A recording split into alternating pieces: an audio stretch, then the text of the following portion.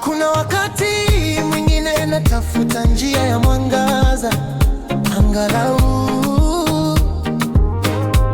nione kama nitapata kutokea. Niangalia hapo nyuma, mahali nimetoka, shida tupu, mawazo tele, nitatokaje kweli?